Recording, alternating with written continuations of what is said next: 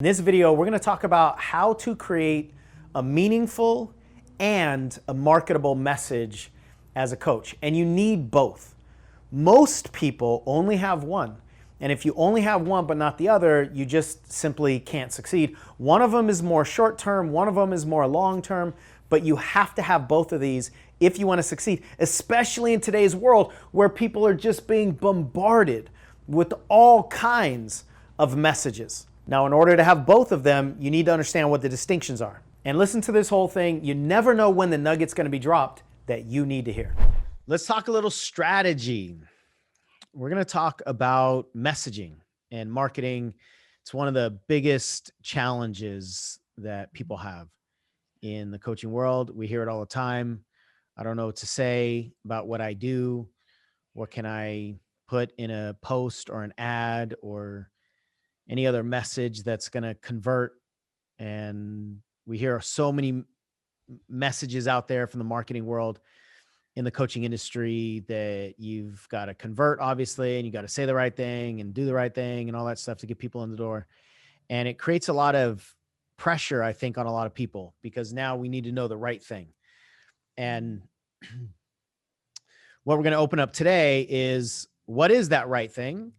And how do you find the message that's going to work for you? And just break it all down. So before we get into this, if you're new to this channel, we talk about the inner game as well as the strategic game of building a coaching business.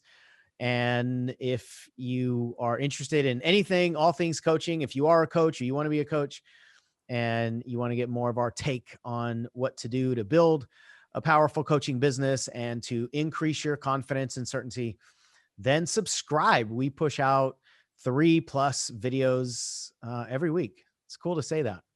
We are getting some content out there. Yes. So subscribe. And if you're interested in all kinds of these topics, just about anything that you would want to dive into with your coaching business, we've probably got a playlist for it. So check out our channel. Now, this is a really big conversation. It's a deep conversation. It's got many angles to it. Like, we can't just put marketing and messaging and mindset all in this neat little follow the leader, paint by numbers kind of box, right? So the first part of this video, we're going to really dive into the mindset behind marketing and behind messaging. And then the second part of the video, we're going to take that mindset and turn it into a strategy discussion and actually get into what to do. What are some of the ways that you can test your messages and how to get your valuable information to be consumed by people and all that sort of stuff. So the first part is mindset and the second part is more strategy. All right, marketing. Let's talk about the distinction between marketing and messaging. So marketing, in my definition, is what you actually do. The act of putting a post out there, the act of creating a Facebook ad and putting a funnel together. Somebody downloads something and they go through the process and they enter your system and you send them emails and you send them sales pages or however you're going to deliver, nurture to them or sell to them or whatever. So marketing is the doing, it's the actions. Messaging is what you have inside of those actions. So marketing could be a Facebook ad, let's say, that takes people to a webinar, takes people to a video. Messaging is what the headline says, what the copy says, what the video says. So it's what's inside of the marketing. Way too many people overvalue marketing. We think that if we understood the right way to market, then we could create all the things that we want to create. We could have the customers show up, we could have all the money show up and so forth. But marketing is just this skeleton that without messaging means nothing. It means nothing. You could take somebody's marketing skeleton that produces millions and millions of dollars, and if you don't have confidence in and certainty in your messaging to put in the skeleton, their skeleton won't work for you. Or if you find the message that they used or somebody else used, but it's not really aligned with who you are, it doesn't feel good in your body, it doesn't match the way you're going to nurture them when they do get into your sandbox and they do get into your ecosystem, then their marketing system is also not going to work for you. Even if it works for you, if it doesn't feel good for you, it will be shallow, it will be hollow, and you won't feel good about it. You know what? That right there is actually a worse scenario. It's worse to succeed with somebody else's message than to fail with your own until you figure it out. But that's what so many people are wanting. What's the thing that's going to work for me?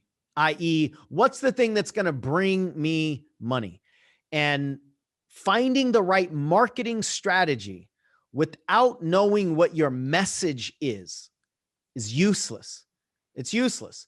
And I've experienced this many, many times in my journey over the last 15 plus years in my business, but we see this all the time. And people buy marketing systems that don't have a message. And so even if you know the skeleton to put out there, if you're not clear about your message, one of the worst things you could do is market prematurely. And you cannot outmarket your lack of certainty. You cannot outmarket your lack of messaging. But we see the marketing out there, so we think that's where the magic is. The magic is not in the marketing, the magic is in the messaging. And when you have the messaging, then marketing is relevant.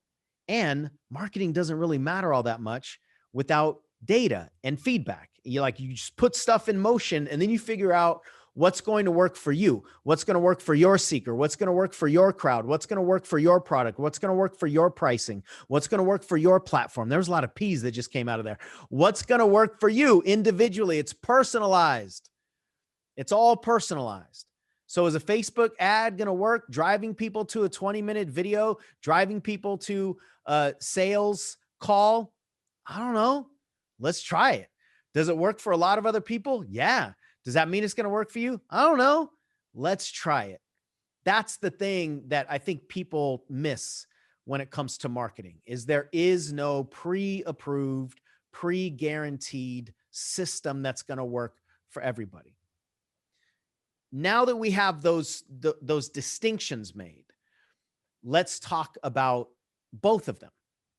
And let's talk about how marketing is important once you have your messaging, and then how to market and all the things that we suggest that you try based on all of the experience that we have and all that stuff. But before we dive into that, is there anything you want to add to what I just said?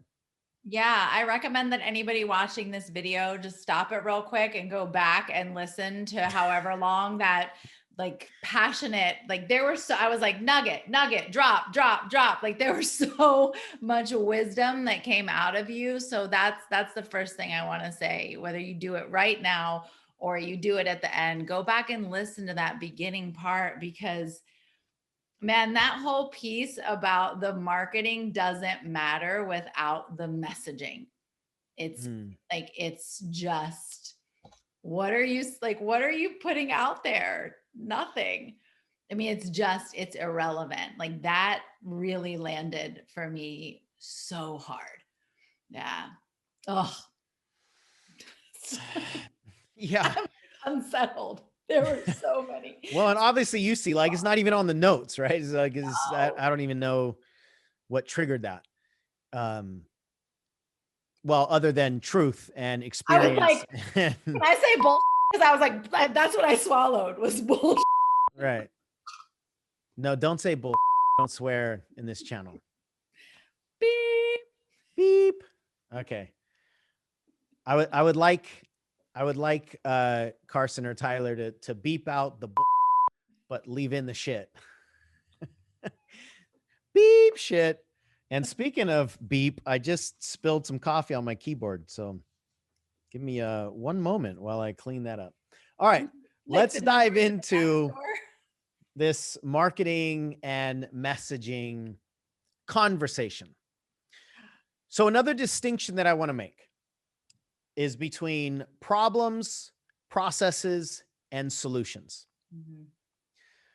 Problems and solutions are the marketing piece. We're going to get into whether you should market with problems or whether you should market with solutions and how to do that.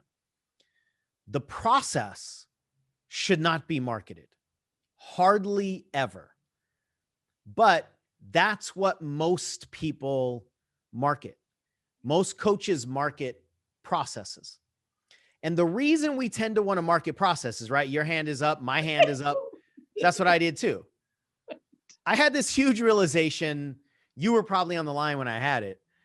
When it was like years into my business, I was teaching a marketing course. I think I was live, teaching something on Zoom, or I might have even been in person live. And I was explaining this concept, like you shouldn't market processes. And I was explaining that when I first started training, when I first started my business and started marketing, I just kept telling people about limiting beliefs, limiting beliefs, limiting beliefs, limiting beliefs. And I had this moment as I was teaching how to market and how not to market. Like here I am constantly talking about limiting beliefs, and yet I never looked for limiting beliefs. When I first started back in 2005, I wasn't typing in, how do I get over my limiting beliefs? I didn't know what limiting beliefs were. Right. So I was explaining that to this crowd. Like, I didn't even know what limiting beliefs were. And then I just had this like slap myself across the face, dude, then stop selling limiting beliefs. It was like I was teaching it and I understood it, but yet I was still offending the teaching while I was teaching it. Because in the background, as I was telling people don't sell the process, I was selling the process. So it's something that becomes almost unconscious for us because we've fallen in love with the process. Right. If we've had some kind of coaching experiment or a experience or tool or exercise or something like that, and it has changed our world, we fall in love with the exercise that changed our world. Right. And then people ask us, or we just start talking about how we just feel so much better. And that's what happened to me. I had this piano bench moment that a lot of you've heard about. I was sat down on a piano bench, and a life coach fundamentally changed everything in my life, the way I saw the world. I got up off that piano bench after about a 15-minute guided visualization, and I never saw anything the same again. It was like 50 pounds of weight was lifted off of me. It was like my black and white world became color, and I was just on fire. And I kept telling people, you got to feel this thing, and you got to understand this. You got to understand this.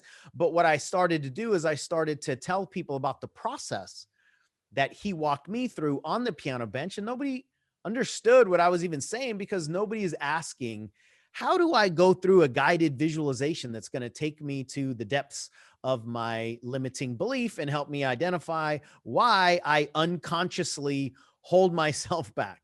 So a lot of the coaching. Right. What's that? I said, sign me up. Right, exactly. And nobody is searching for the thing that's unconscious. Nobody's searching for the thing in their blind spot, because it's in their blind spot. And so much of coaching, as we talk about all the time, is helping people find the things that are in their blind spots that they can't see on their own. So here we are marketing people's blind spots. Right. And they're not typing it in Google. That's one of the ways that you can ask yourself, one of the filters you can use is, what are they typing into Google? And very rarely, especially back then, 15 years ago, nobody was typing in, how do I get rid of limiting beliefs? Now it's a little bit more common language. And so some people are searching for that. But especially back then, that's not what they wanted. That's not what I wanted. Right. I wanted to win. I wanted to make money. I wanted to succeed. I wanted to stop sabotaging myself. That's about as deep as I was searching for.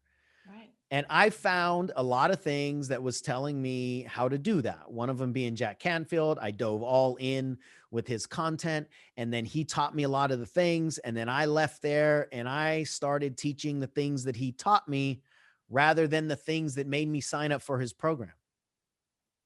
So yeah, that right there, right? It's a it's a really important distinction that we have to understand is hard for us to not fall into this trap of selling our processes. And another distinction that's really critical, we'll dive into this, is the difference between meaningful and marketable. So when I got up off that piano bench, that process that I just went through was massively meaningful in my life, Yes. massively, because it just changed the way I saw everything. So it was meaningful. But when I'm trying to sell limiting beliefs to people and nobody's searching for it, and then nobody's buying it, then my meaningful message becomes meaningless and useless because nobody's consuming it. Mm. That difference right there is like night and day when it comes to your success as a coach, getting people to experience your work. If your message is not marketable, that means people won't buy it. They won't pay attention. And if they don't pay attention, you could have the cure for cancer. Nobody's going to get cured because nobody experienced your thing. They didn't experience it because it's not marketable. It's not marketable because you're probably trying to sell the process. And people don't buy meaningful, they buy marketable. And this is a really difficult thing for coaches to do. And part of it is because we don't think like marketers, we think like teachers. So we think the people are going to buy what we're going to teach them. We want to sell the tools. They don't want to buy the tools. They want to buy the outcome.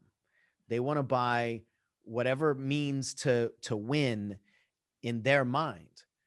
But we get so geeked out about the tools that we become tools salesmen. And then we don't really feel good about sales either, most of us. So we've got a little misalignment in the sales energy, but we're selling the wrong thing anyway. And that's why a lot of really meaningful, powerful messages and skilled, like really skilled coaches are struggling because they're not offering people what they want.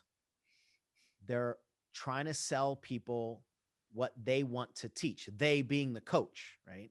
So we can't succeed, in my experience, selling what we want to teach. We have to sell what they want to learn. And we can't sell what we want to cook. We have to sell what they want to eat because they'll buy what they want, not what they need. That's just one of the things about us humans is that we generally don't sign up for what we need. We sign up for what we want. And a lot of times we have to experience what we want and have it not work before we recognize, okay, and I'm just going to surrender. All right, maybe I need to try that thing that I probably know I kind of need, right? So it's just important to understand this is a human desire thing. And most of us are programmed that same way, where we are drawn toward the thing that elicits our desire. We're drawn toward the thing that we want to be true, not necessarily the thing that is true because our ego is involved. And our ego wants things to be simple, wants easy, doesn't want to fail, doesn't want to take risks. So on some level, we have to understand human behavior when it comes to buying. And if we don't make that shift, then very few people are ever going to buy our stuff. And if they don't buy your stuff, they don't experience it. If they don't experience it, it's useless, and that's just the blunt, honest truth. And so another distinction that we're making here is the difference between valuable and valued. If you have something that can change people's life, your content is valuable. If you have something that nobody wants to buy, your content is not valued, meaning they are not valuing something that is actually valuable. And we have to remove our egos And we have to remove to some level our, I just want to say heart, like our innocent heart that says, no, but you really got to do this thing. Marketing is marketing. What's the best way I could label this? Marketing is a heartless game. And I don't want to say it that way because I don't want to make it sound like I'm a buzzkill and I don't want to remove hope from anybody. It doesn't mean that your heart can't be in it. But the process of marketing, when it comes to what will work, is scientific. It's let's try something. Did it produce the thing that we wanted? If it didn't, then let's try something else. But what so many coaches do is they put their heart into it too much. And inside their heart is too much attachment. It's too much identity attachment. It's too much what we want to work rather than what works. And it doesn't matter what you want to work. If you're committed to building a business, you have to remove your heart's attachment to what you wished were true or what you want to be true. Because at the end of the day, from a business standpoint, and this is just cold-hearted, this is the way business works. At the end of the day, the only thing that matters from a business standpoint is, do they value your thing enough to buy it? Right. And it could be buying it in a freeway, like not like in the location on a freeway with cars coming at you, but buying it in a way that's free, like they give you their email address for your download and they enter your system. Or it could be buying it with money where they value your thing enough to pay for it, whether it's a product or a service. But at the end of the day, your clients will tell you if your thing is valued by whether or not they buy it. Your heart will tell you if it's valuable, but way too many coaches lead with the heart and stay stuck on the heart. And when I say heart, I'm talking about the thing that we wished were true. That doesn't mean that you should just be heartless in your messaging. You got to give a damn, and you got to give people that energy that you do give a damn. And your heart can fuel the marketing. But the essence of marketing itself, just what do I do? What do I try? What's going to work? That's a science. That's try and see what it produces and then make a shift if it doesn't produce what you want to produce, and just constantly try to make adjustments. But when your ego is involved, when your identity is involved, when every single thing you try is going to be a win or a loss at an emotional level, and if the thing that you try doesn't produce the outcome that you want, if it's devastating to you, then you're not thinking like a marketer. And if you're not thinking like a marketer, then it's going to be really tough. Now, that doesn't mean, let me pause here for a second. It doesn't mean you got to jump out and compete against the marketers. It's actually one of the biggest mistakes a lot of coaches make. You can think like a marketer, but then operate like a teacher. You can think like a marketer, but then not follow what most of the marketers are doing. If you're not a marketer, don't jump in the marketing shark pool and try to compete against all the other sharks. They'll eat you alive. But you still have to think like a marketer. You have to think like an entrepreneur to build a business. And you have to act like an entrepreneur and a marketer to build a business. And so I'm diving in here in a bunch of these little crevices because a lot of these messages might sound contradictory. Right. And sometimes they're walking a really thin line, right? So you don't want to be cold-hearted, but you have to operate without your heart. You know, you got to message with your heart, but market with your mind. And those have to operate together, actually. Yeah. But my experience is too many people want certain things to be true, and they're just not true. One of the things we see all the time in social media is coaches will put a post out, or even just any kind of internet marketing, like they'll send an email out, right? And they'll want the email to work, or they'll want a social media post to work, or they'll want to come up with an online program and send the post out and maybe boost a few posts on Facebook and maybe invite people to their program on their stories, like you see a bunch of other people do. And then they want it to work because they've seen that process work with other people. So I hope the marketing process will work with me. And what they just simply don't understand is nobody saw your thing. Mhm. Like sometimes literally nobody saw your thing. Right.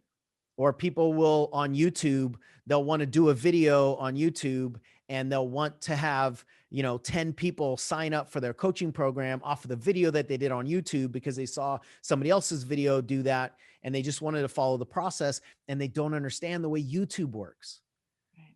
And sometimes it's hard to say, I know you wished it would work this way. It just doesn't. Right. And no matter how much we want something to be different, that won't change it. And for me, one of the things, and I still get caught up in this, one of the things I get frustrated with sometimes is that whatever the it is, doesn't work like it used to. Mm. I remember we took a look at one of the things that we've been doing that we did maybe a couple of years ago, and I was frustrated because we did the same thing 4 years prior and it created this crazy success. Right. We sent a couple emails out with a list of, what was it, 10,000 people or something like that, and it produced like $100,000 in revenue. And then a couple years later, we sent almost the same emails, but better and more. We did more. Our list size, I think, was 3 times more. Yeah. And what did we find? It produced like 1/20th of the results or something like that. Yeah, it was horrible. Yeah. Like, honestly, it like I wanted to cry. Mhm. Oh my, and I was frustrated because the same thing that I did 3 or 4 years earlier Right. didn't work. And yet all of our numbers were better. And I thought I was better. Yeah, everything was But better. right, everything was better. Everything was bigger. Everything was higher. But it just didn't work. And I was frustrated. But what I had to recognize and remember is that 2018 people don't work like 2014 people do. 2018 webinars don't work like 2014 webinars do. 2018 Facebook Lives don't work like 2014 did. I don't even know if Facebook Live was around in 2014. I think that was like the beginning days of Periscope, when it was Right. just like this live video was a new craze, right? So what used to work 2 years ago, 3 years ago, 5 years ago, just doesn't work that way anymore. And I know we wished it did, but it doesn't. And if we are just committed to wishing that things operated in a way that they don't operate, if we are committed to wishing people would operate now the way they operated back then, or people in your market would operate the way they do in other markets, this wishing is not a strategy. So you have to care. You have to be good. You have to bring your heart in your message. You want your heart to fuel your desire for service. But at the same time, if you want to build a business, you have to take more of a scientific approach and just focus on what is actually going to work. Mm. So before I dive in, I know I've been on my soapbox for about 20 minutes. What do you have to say? Yeah. Um, so to kind of work backwards, the 2014, 2018, it's only faster now. It's only faster now. So what worked last week might not work today. Right. So trying to play that game and compete with the ever changing algorithms and all of those rules. I mean, that's more than a full-time job. So I wouldn't sign up for that class. Right. It's so much easier just to do and then notice, do and then Well, notice. before you continue, Mhm. thank you for that. Like, I want to be really clear. So first of all, we're going to give you solutions here in a moment, right? Like, we're just setting foundation and mindset, and you got to have the sales set properly, right? Yeah. And here's the good thing. What most people are trying isn't what we should be doing anyway. So most of the things that we're talking about is people trying to follow paths that they shouldn't be trying anyway. Mhm. But we can take this marketing mindset and apply it in a different way that's aligned with you, that's personalized with you, that actually isn't dependent on algorithms. Mm-mm. It's not dependent on beating the system like all of these other things are. So I just want to be really clear, right? I know we've kind of spent the first however long this video has been up until this point, like talking about what we need to change, and I just don't want it to feel like it's a want, right? Like, oh, why are we even doing this? But we need to address what we see most coaches struggling with. Yeah. And for the most part, it's this inner game of wishing things were different. So let's clean that up, clear that up, and then talk about what you can actually do on your path that's more personalized, that isn't dependent on all these marketing systems and algorithms and all this kind of stuff anyway. And I guarantee it's going to be a better journey for you and a better way to market anyway. So that all the things that we're talking about can actually be used in your favor, Yep. because so many people are competing along this path that's a doomed path anyway. Mm-hmm. Go ahead, continue. Yeah, I'm so happy that you said that because everything that you've said, it's exciting for like the way I'm hearing it. And it's important to understand the distinctions. Like that's the piece before we get to all of the specific stuff, which is coming. We have to understand the foundation. And earlier you were saying that people don't buy what it is that they need. And I was thinking, well, of course, even if they wanted to, they don't know what they need. So even if it was a desire that they had, even if they were totally willing to do it, they don't know what it is. To what you said earlier, it's in their blind spot. So selling that, it's a lose-lose situation because they're not looking for it. So they're not going to see the solution that you're offering to the thing that they're not looking for. And I remember the first time that I heard you say that if people, like if my meaningful message isn't marketable, my message is no longer meaningful. It's sacred to me, right? And it's powerful and impactful for me, which is great, but meaning is in the eye of the people who are consuming it. So if no one's actually consuming it, then this powerful, incredible, life-changing, foundation shifting, relationship shifting, income transformed, life transformed, totally unbecoming process that I've gone through in this work is irrelevant because nobody knows about it. Nobody knows. So it matters, but it doesn't matter. And I say that because a lot of people, and I did this, are like, I don't really like sales and I'm not really good at marketing and I don't really like marketing and I'm not really a marketer. And I think it's important to go back to what you said at the beginning, Sean, which is marketing is just the doing. It's just the action part.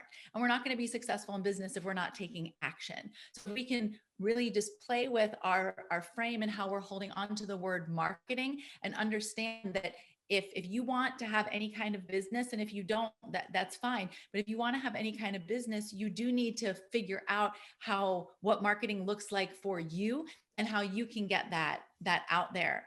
That it really is just the action. And the other thing I wanted to highlight that you said is that it's not an either or. This is not an on off switch. It's not you're either this, you're a marketer, you're a business person, you work in your head or you work in your heart. It's both. And if we can play with that relationship and I opt into things. I'm currently taking right now like a social media strategy thing and playing with different posts and seeing and testing what works. So I'm taking the marketing, but I'm also looking at what I know from what I've learned in what we teach, right? What I've learned from you about making it my own. And I'm taking the big picture strategy and I'm fitting it into what works for Michelle. And so when we can do that, and that's what we teach, when we can do that, then we can take the elements, the essence, not the exact steps, not the ingredients, but the recipe. We can apply it to our own business and self and message. That's where the game is. And if you do give a damn, which I believe that you do, or you probably would not still be watching this video, then I would invite you to give a damn enough to be willing to play with the marketing, to find out what's going to work for you, to get your meaningful message into the market who's looking for what you have to offer. Yeah, that's a really powerful point. Um, to to to care enough to play with the marketing, because you need to figure out what your prospect needs in order to convert, in order to come into your playground, in order to purchase, in order to have their life changed. I just had this vision, like as a pet owner, which I know you are, we are. If you have medicine to give your pet, and the pet doesn't, won't take the medicine, won't take the pills, Yeah, they how don't. often do we put it in a little slice of turkey, or Oh, yeah. stick it inside of a sausage, or put it in a piece of cheese or whatever? And That's if right. you have the medicine and you hide it in a piece of cheese and your dog won't eat it, what are you going to do? Like, oh, well, he just does get the medicine. No, you're going to try something different. Right. You're You going to ground it put up it and put it in peanut butter. peanut butter. And if that doesn't work, then you're going to try something else. You're going to try something else. You care enough about the dog getting the medicine that Hmm. you're going to wrap it in whatever food he or she or it will consume. That's so good, Sean Smith. That's actually exactly what we're doing, right? Marketing, right? Our message is the medicine, Mm. and the marketing is the wrapping. The marketing is there's a word coming to me. It's on its way. The marketing essentially is the vehicle. That's not the word, but it'll The it'll pill probably come to pouch. me. The what? The pill pouch. Yeah, it's like the pill pouch, right? That's a great way to explain it, especially inside of that analogy, right? Yeah. And yeah, anyway, that's so much I want to say there, but I think we've I want to say one sufficiently thing covered. Go ahead. because I think this is important for people to understand. I have 4 dogs and 2 cats, and what one of my dogs needs to be able to take their medicine is actually not the same that the other dog needs, and it's in no way, shape, or form similar to what the cat needs. And so that's a really important principle for you to look at, because what the package that Sean delivers, his meaningful message in, is not likely the same as you and the people that you are giving your medicine to. And one final thing about this whole conversation. Final thing. This will be the last thought I have, and you can't have any more thoughts either, because I already said this is the final thing. Social media is a battlefield.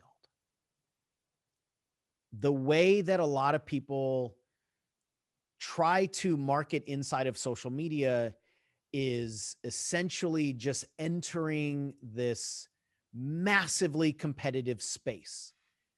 And I think most of us do that because that's what we see. That's what we engage. That's what works with us as customers for other people, the people that we follow or purchase or whatever. And if we don't have the messaging that's solid, that we feel really good about, and we don't have this mindset, it is so dangerous to jump out into that battlefield and to try to market against the competitors out there, because we've like the online marketing industry has fundamentally changed the way people consume information and changed the way people consume social media specifically. The way we consume social media now is different than it was 5 years ago. And I think the difference is because of marketers. Mm. We have blinders on so often. Sometimes we skip right through all the sponsored ads. We skip right through all the stuff that sounds slimy. But 5 years ago, we were clicking on those ads. 5 years ago, they were getting our attention. But because we've been duped into so many of these things and we've been disappointed by so many things, people have this like marketing protection almost, right? Like we show up on social media and we just want to protect ourselves from being taken advantage of again or losing another half hour of our lives because we follow down this path that's not going to lead us to anything. And so it changed the way that we consume information. And because of that, the way most people jump into social media and expect their posts to get seen or hope that their links get clicked on, it's just not that way. And it makes me sad, actually, when I see people have this expectation of the way social media should be or the way people should behave, and they just don't, right? Like, I get it. I get it. It is the way it should be. I agree with you. And it's not. So if you want to jump out there and compete against the social media marketers, you have to do it the way they're doing it. And most of you shouldn't do it. Right. That's what I really want to get across is the game that most people are playing is a losing game, and it's not the game you should be playing, especially if you want to be any form of transformational coach. So, with all of that in mind, let's get into some of the strategy discussion about ways to market and our advice of how to actually do this stuff and make your message meaningful and all that. All right. So when it comes to marketing strategy, I want to put an analogy here that I think is the best way to think about marketing, and it takes some of the emotion out and a lot of things that we've already talked about. And the analogy is simply this: what you're going to deliver for people is what you have inside your room. So that's your content. That's your methodology. That's your framework. That's what you're actually going to do with people. That's where your processes are. Is once they come into your classroom, what are you going to teach them in the classroom? That's the delivery. The messaging, the marketing is what sign do you hang on the outside of the door to get them in the room? That's essentially the purpose of marketing, is get them in the room. So the marketing is hanging the sign on the door. The messaging is what's on the sign. You can take the marketing and change the messaging and the same sign on the same door leading to the same classroom with different messages can be completely different. Meaning you put one message on the sign and a bunch of people come in, you put another message on the sign and nobody comes in.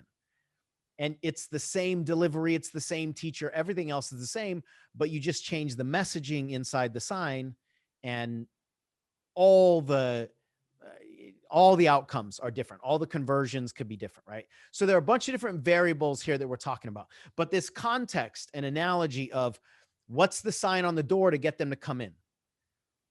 And to your point earlier, that's going to be determined by them. It doesn't matter what sign got us in the door. It doesn't matter what we hope the sign is going to be. Does it work or not? And if it works, keep using it. And if it doesn't work, change the sign. Right. Like, that's it, right? Oh, this doesn't work. But so many people go, my sign didn't work, I'm a failure. Or my sign didn't work, but it should work. Or my sign didn't work, but it worked for somebody else. None of that matters. If it didn't, quote unquote, work, change the sign. That actually has nothing to do with the value of what's going on inside. It doesn't mean that you're a loser. It doesn't mean that nobody's ever going to buy your thing. It means that the sign didn't work. It also doesn't mean that your message isn't meaningful. Right. And it could be that you need to change the sign so that the people outside the room will come in. It could also be that the sign is right, but the people are wrong. Mhm. That this sign isn't right for those people, but there are other people in different areas that would come in through that sign. Right. It's all variable, right? It's all variation. Mm. And I don't want to say all of this stuff to confuse you. I actually want to say all of this stuff to give you hope that if your message really is meaningful, and if it's coming from a place of lessons that you've learned in your life, then all we have to do now is figure out the variables. And the variables are figure outable, they're just not predictable. Whew. I almost swore at myself on that one. Mhm. The variables are all solvable, they're just not predictable. Tell me what to put on my sign. I know. I feel like I got to. Okay. So the sign on the door is either going to be a problem or a solution. Mm. The substance in the room is going to be the process. So remember, I said there's problems, process, solutions in this conversation. The process is what happens in the room. The problem or the solution is what goes on the sign. Most coaches put the process on the sign. Yes. People don't buy the process. Yeah.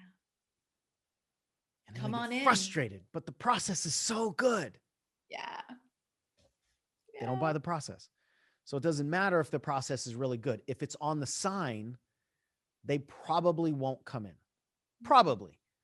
There are some topics where people might actually buy the process, but very few when it comes to coaching, because coaching is about helping people make changes in things that they usually don't really fully understand in order to produce an outcome or in order to get rid of a problem.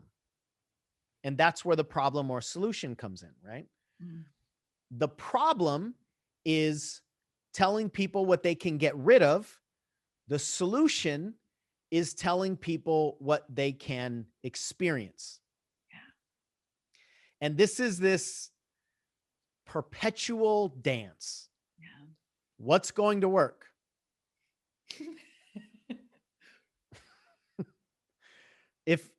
If you're listening to this just on audio or you got your phone in your pocket or something, pull it out and see our answer, right?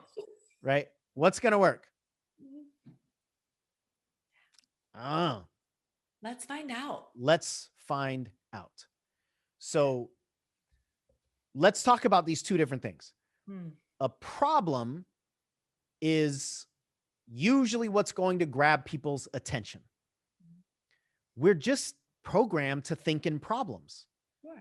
And we're programmed to notice the problems that we don't like in our life so that we can get rid of them. We're just programmed that way. Our mind is actually biologically programmed that way. That's right. I don't like this. How do I get rid of it? So at some point, our messaging needs to address a problem. At the very least, it has to understand the problem, because there cannot be a solution without a problem. So we have to understand what's the problem that somebody is trying to get rid of. That's what will usually grab people's attention. And if you pull the word attention apart, it's at tension. Mm. When we are at tension with a problem, we're going to pay attention to the solution to the problem that has us at tension. So that's one of the ways to think about it. What's irritating people? What's the thing that they wish they could get rid of in their life? So when you're going to try to attract people with problems, you're helping them or you're offering them a way to get rid of something, like how to get over perfectionism, how to stop procrastinating, how to lose weight, how to get out of debt, how to stop sabotaging yourself, if that's a word that your seeker in your market understands, Yeah. how to get over anxiety, Yeah. how to heal depression, how to heal traumas. Those are all problems, and we're offering a way to get over that. Solutions are what we're wanting to help people move to, right? So we want to go from the problem to a solution. And so that could look like how to be happier, how to have the relationship of your dreams, how to have the bikini body, how to be wealthier, how to run faster, if it's in some kind of athletic context or something. Sure. So those are both meaningful. But what we got to understand is that for most people, the problem is going to induce action faster than the solution usually. And the reason is the solution is theoretical and the problem is real. Right. If I am 50 pounds overweight, my extra weight is real. The bikini body is theoretical. Even if once upon a time in the past I had it, I don't have it now, and anything in the future is theoretical. And so, because of the way that our brains operate, our unconscious mind operates, we just put more stock into what's real now than into what theoretically can happen then being the future. So, most of the time, problems are going to get people to take action faster. But problems are not long-lasting fuel. Long-lasting fuel is what people want to run toward. To your point a little while ago, this isn't an either or. This is a both. So if somebody wants to lose weight, they also want to be healthy and stay alive and play with their kids or grandkids or something like that. And those both have to be used in conjunction with each other. Right. Now, what works more in terms of the combination, we got to figure that out. But so many people, I would say most of the time, the majority of the people will jump at a problem solve than a solution chase. Oh, yeah. Does that make sense the way I said it? Yeah. Get me out of this now. I'm hurting now, right now. It's urgent. It's present. I'm in it. And then we can talk about what I'm going to move toward. Right.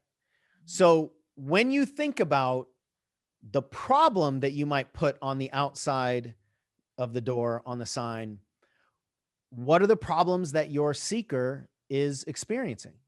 Right. Are they experiencing anxiety? Are they experiencing self-doubt? Are they experiencing loneliness? Are they experiencing frustration? Are they experiencing uncertainty about what to do in their business, what actions to take? Are they experiencing lethargicness, if that's a word? What are they experiencing?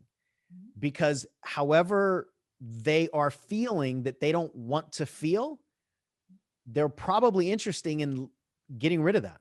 Right. But we have to tap into what it is that they're experiencing.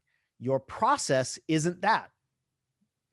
What you're going to do to heal the trauma, what kind of methodology you're going to use, whether it's neuro-linguistic programming or tapping or mind mapping or anything else, that's not speaking to the problem that they're trying to get rid of. Right.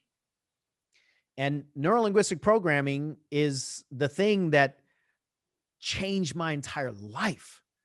But I've learned people don't want to buy neuro-linguistic programming. They want to buy the outcome that it can provide in the classroom, it can provide in the coaching sessions, but that's not what's going to get people to say yes. Teach me how to get rid of this thing. So you want to ask yourself, what are the problems that people are trying to get rid of. The best way to do that is ask them. Right. Do a bunch of interviews. Yeah. Send out a survey if you already have a community of people. And pretty much all of us have a community of on social media. If you're active in any way and you naturally are inside the community that you're wanting to serve, ask people. We advocate what we call seeker interviews, where you sit down with people one-on-one or handle it on Zoom or over the phone or something, and you just ask them. It's crazy how simple it is to just ask somebody what it is that they want to get rid of. It's amazing that they'll actually tell you. I know you built a large portion of your business that way. I did the same thing. And a lot of people just aren't willing to do that, or they don't know about that. It's not one of those things that's usually being taught, but that's the process that we believe almost everybody should be going through. Yeah. Not because the other processes don't work. They do work for the people that they work for, and they don't work for most people. Right. So it's the most people that the marketing processes don't work for that need to do something different. And this is it. Like, actually just identify what it is that your seekers really want one-on-one, instead of just trying things like almost blindly. Should they do this, or should I offer this, or whatever? Just ask them what it is that they want. So now this is a process that we've started to teach a little bit more. We'll put a card up here somewhere and put a link in the description of how you can identify who your target client is with precision, and then what you can do about it. And again, that's the process that most people who want to be coaches need to go through. It's not what most people want to go through, but it's what most people need to go through to gain the knowledge that will make them successful. Yeah. And you can't just hop over the stuff that you need to make you successful. And most of the things that people are trying are right. They're just not relevant. They're right because they work for somebody, or they might even work for you, just not now, because we don't have the messaging yet. You're trying to learn how to hang that sign on the door, but you don't know what the messaging is yet. You don't know what people are ultimately going to purchase yet, right? So we want to find out what people will want to get rid of. What are they actively trying to get rid of? Another way you can look at, or you can find that, is what are they already buying? Yep. In your market? What are they already purchasing? What are the names of the programs that are successful in your marketing, or in your market rather, in other people's marketing and in other people's messaging? Success does truly leave clues. Right. And way too many people try to figure it out on their own rather than pay attention to what your buyers are already buying, and then give them your version of that. Right. Don't try to sell them something totally different. Sell them what they're already buying based on their behaviors, not based on what we wished it were or what we hope they buy or any of that sort of stuff. Just look at what are they already buying. Pay attention to the messaging, not just on the programs, but the messaging in webinars that people are using in your market to sell to your seeker. Pay attention to the emails that you open as somebody in those ecosystems of the people in your market. What I mean by that is the people that are already serving and selling to your clients, your potential clients, become prospects in those markets. Yep. Get on other people's email lists, sign up for other people's webinars that are selling to your market so that you can see what they're doing. Mm-hmm. Now it might elicit, comparison, and it might elicit other internal stuff, but you got to do that. For most of us, we got to do that just to see what's already working. Yeah. Not so that we can compare ourselves and wish we were better and all that sort of stuff. But again, if the answers are already out there, then let's figure them out, right? If there's already breadcrumbs on the ground, let's figure out where they are and what kind of bread people are using to drop and what's working. Yeah. Another thing you can look at is, what were you searching for? What were you typing in? you were saying earlier, Michelle, that it certainly wasn't any of the processes when you got into our community and opted in way back when. Yeah, I wanted to be successful. I wanted to optimize the results that I was getting, and I wanted, like, I wanted more. I wanted more success, more results for the effort that I was making, and I wanted support with being able to teach other people how to do the same thing. That was it. I wasn't looking for any other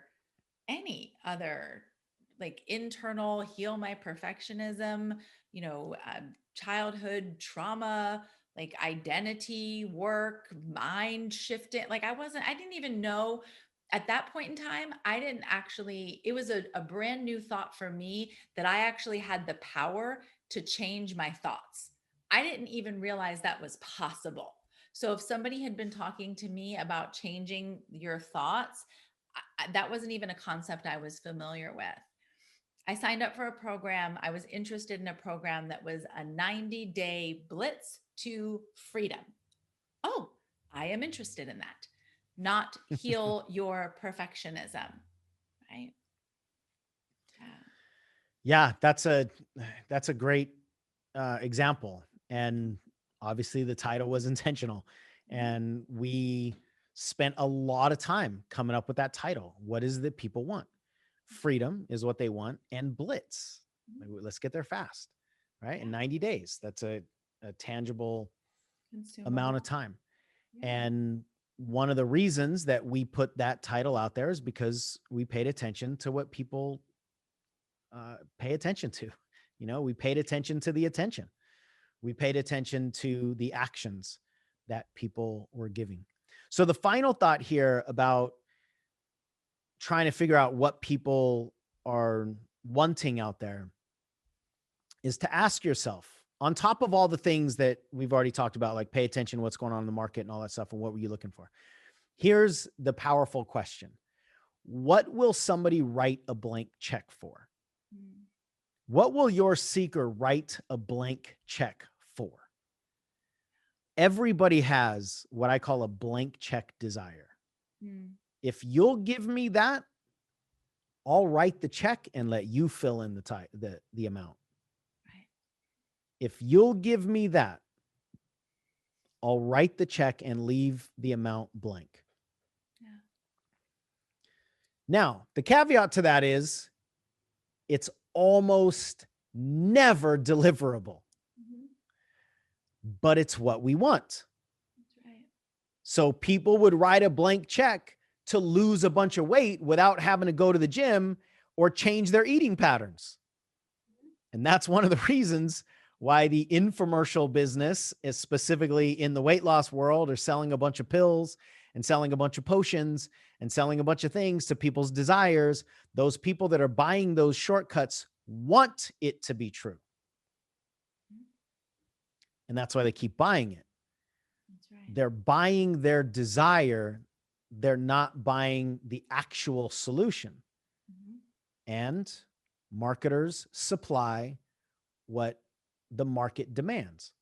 Yeah. So if people will buy a pill that will just dissolve fat while you sleep, if there's a bunch of people out there going, if somebody could make a pill that dissolved fat while I slept, I would buy it. Somebody goes, oh, you'd buy it? Well, I'll create it. It So really doesn't matter sometimes if there's anything at all in that bottle. If it says on the outside, dissolve fat while you sleep, and somebody wants to buy that, then they'll buy it, right? So the idea of blank check desire is really powerful. You start with a blank check desire. What will your seeker write a blank check for? Mhm. It's almost never deliverable. So then we just start backing down until we find something that is deliverable. Yeah. So if you can't deliver losing weight without going to the gym and changing your eating habits, what's the thing as close to that that you can deliver? Right. So can you deliver lose weight and still eat cake? and this is not my market, so I'm not going to dive into any of the, specifics around this. But if you can deliver that, now you have to deliver it for your own integrity. Mm-hmm. Yeah. Because a lot of people are selling the blank check desire knowing that it can't be delivered, but they don't care because they get paid. Right. And none of you would still be watching this. So you've got to be able to deliver for your own integrity. But we got to get close to the blank check desire so that people want what it is that you're offering, right? And the closer you get to that blank check desire, the more attention they're going to give you, and the more likely it is that they're going to convert, right? That they're going to put in their email address and so forth. I just paused here for a second because I just had a thought, like maybe we need to do another video. We're not going to do it now. I don't have time on this video, but maybe take somebody through this whole process of how do we get that message that's really close to blank check desire, which is essentially what I do to some degree in the signature value sessions. So if you're not familiar with the signature value sessions, it's a 90-minute call with me.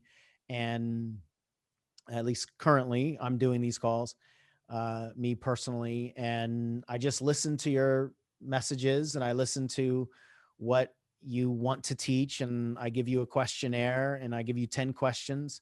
And then we jump on the phone and I poke and I prod and I check in with different angles and so forth. And the whole idea is at the end of the phone call, I give you what I believe your signature value is. And most of the time, Michelle, people on these calls, at the end of these calls, they're fired up about the thing, but they would have never actually gone after that, or they didn't see the true value of it because we just get caught in our blinders. And most of the time, I would say we don't value our most valuable thing. The thing that most people would pay us the most amount of money for, and the market is begging for us to teach, we don't value it because it comes easy to us, or for whatever reason, we just don't value it. And so that's the point of these signature value sessions. So again, we'll put a card somewhere, put a description or a link down in the description. And if that's something you want to check out, then you can. So we've got the blank check desire. We back away a little bit and try to get the thing that's as close to the blank check that we can still deliver. And that becomes our message. So for instance, in our market, when I was doing a bunch of these secret interviews, what I came away with is most coaches want to be successful. And I asked them what success means. And for most people, they want to make multiple six figures. They want to make between $200,000 and $300,000. So it's not just six figures. It's $200,000 to $300,000 from the people that I was interviewing, at least in my market. And that's one of the reasons why I very rarely say anything about six figures. If we do talk about six figures, we talk about 300,000 because that's my journey. I made over $300,000 in the first 18 months. So that's a signature story of mine. And it's also something that people want in our market. They'd rather have 300,000 than 100,000. Anyway, all of this came from the seeker interviews that I did with people. So I know what they want. They wanted more than just six figures. And I also found out what they don't want. And here's what they don't want. They don't want to have to do any sales or marketing. So I laugh because number one, it's true. I don't want to either. And I didn't want to either. But that's the desire of most people that want to be coaches.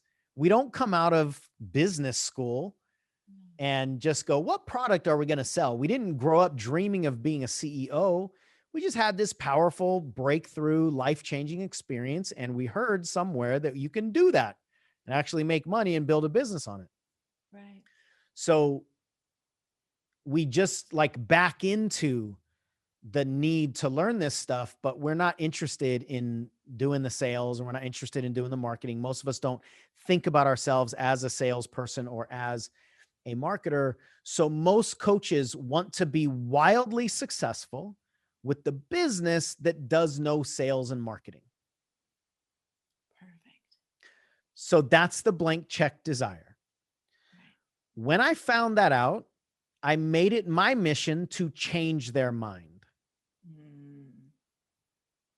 And in the course of trying to change their mind, one of the messages that I unconsciously delivered, I never said this out loud necessarily, but the message I unconsciously delivered is, shame on you, you stupid little person.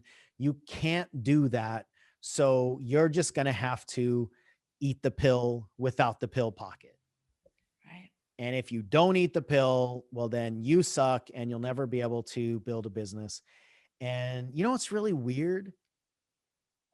That didn't work. No. I know, it's crazy. Shocking. It's crazy that it didn't work, because I was essentially taking their desire away from them.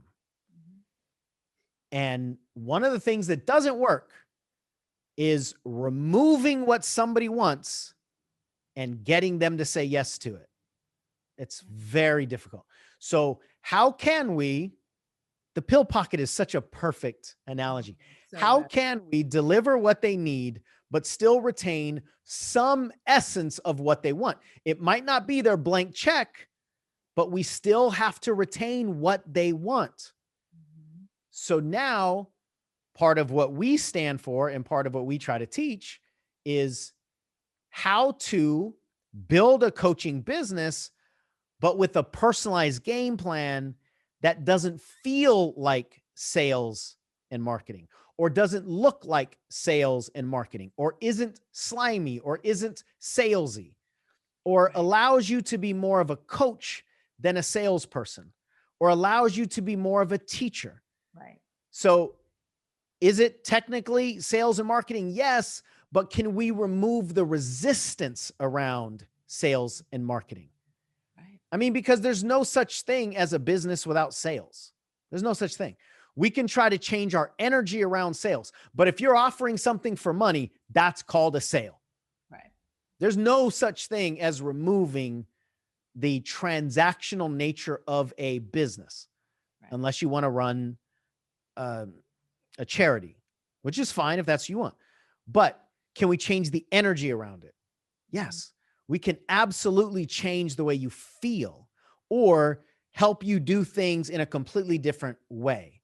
Or we can help deepen your certainty and connect you to your confidence, so that the sales and marketing schemes or the sales and marketing systems that never worked before actually work, or the resistance that you used to have to it, because you now have certainty and you now have leverage about the thing that you are really excited about, or your message is more aligned with who you are and what you want to teach. Now the resistance is no longer there. Right. And really, our coaches don't want to not do sales and marketing. They just don't want to do the kind of sales and marketing that they don't want to do. Right. So what's the actual resistance? The actual resistance is the relationship to sales and marketing. That's what they don't like. Now, most of them are not asking, nobody's typing into Google, how do I change my relationship to sales and marketing? That's the substance in the room. It's not the sign on the door, because nobody's looking for that. So those are some examples. Hopefully it lands, gives you some ideas. If you have some questions, if you want to post a comment here or a question about one of the things that you have been thinking about, or what it is that you are wanting to market, what you want your message to be, and so forth, go ahead and comment on this video, and either myself or somebody on our team will get back to you and answer your question as best we can.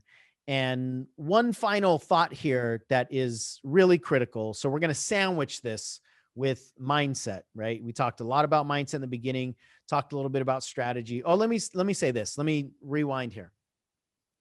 What we just talked about, all the things about blank check desire and what people are buying already, and what are we going to put on the sign on the door? That's the messaging.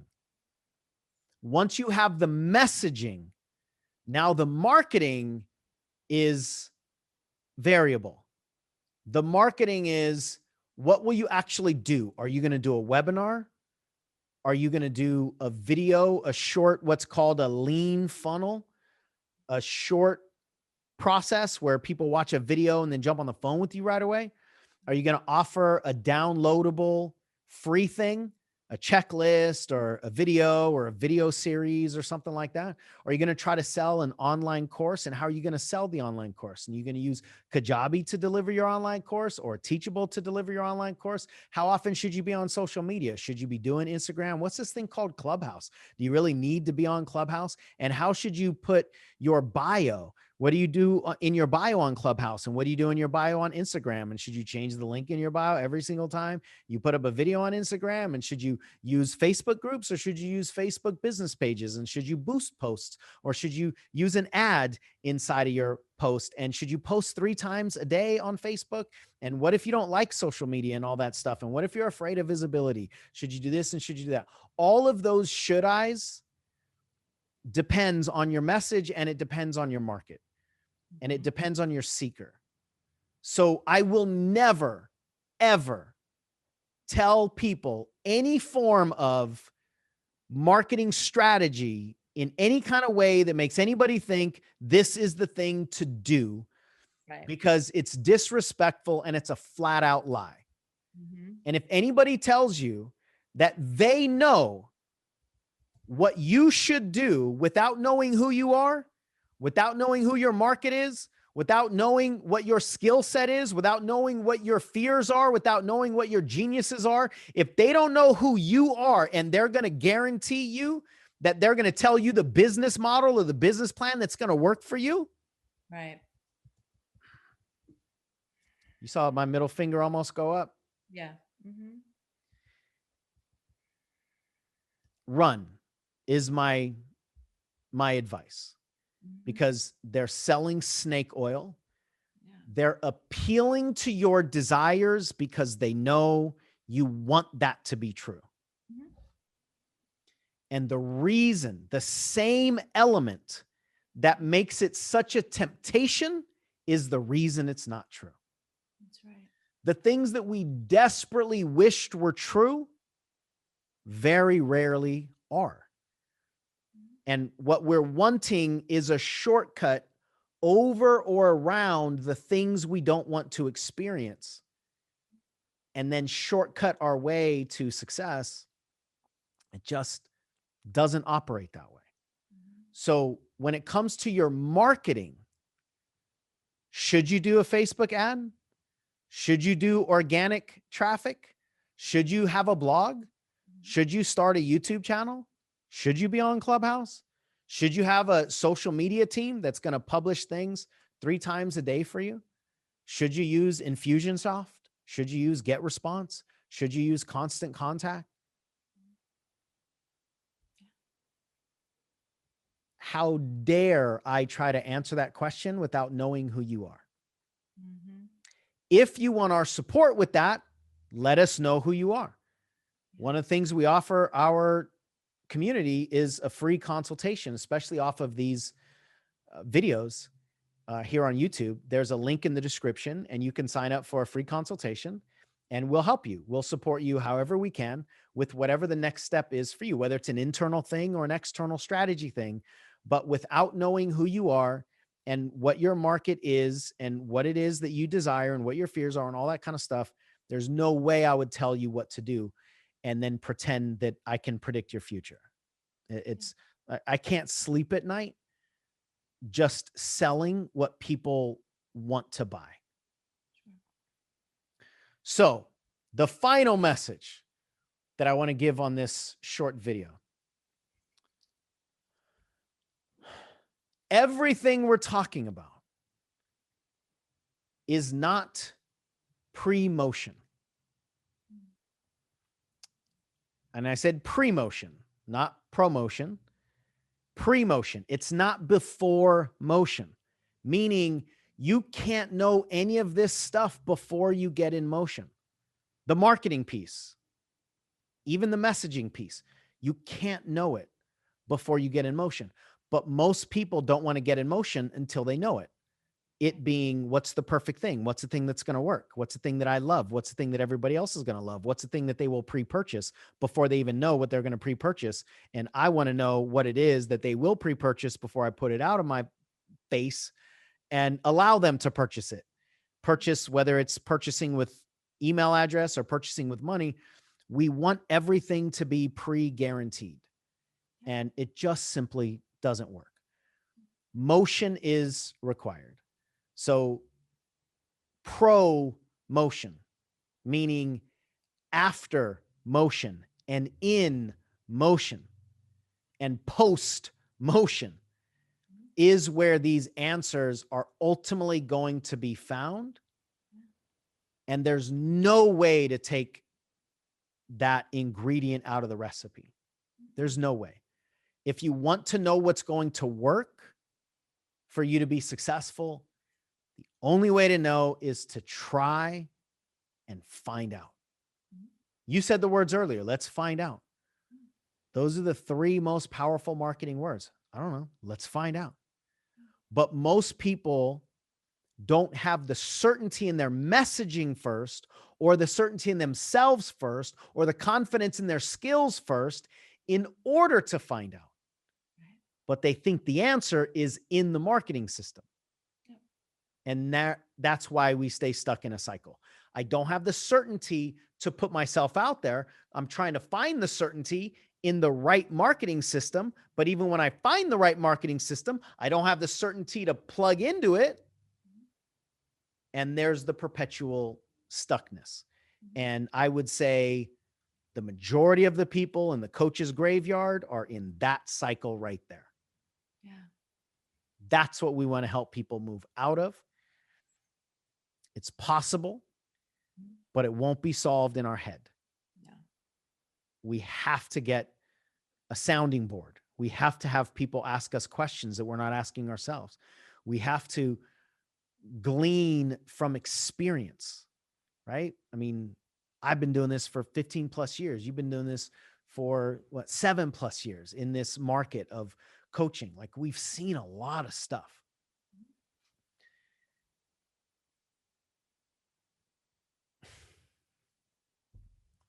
What do you want to say to end the video?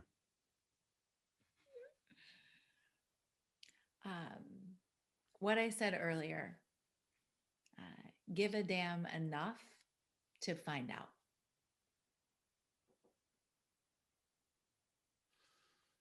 That's where the give a damn matters. The give a damn matters in the resiliency. Mm-hmm. It doesn't matter in the prediction. No. Or in the guarantees. The give a damn matters in the resiliency. And if you give a damn enough about the person that you're wanting to help, you'll get up. You'll figure out all the answers to the marketing. You'll figure out whatever you got to do with the messaging, because somebody needs the lessons that you have. Now, if you like this video, check out that video where we dive into the 4 steps you need to take to market a successful coaching business. What can you do paid online? Be careful before you start paying for anything. A lot of people that are teaching how to build your coaching business are teaching paid ads. They're teaching paid marketing strategies.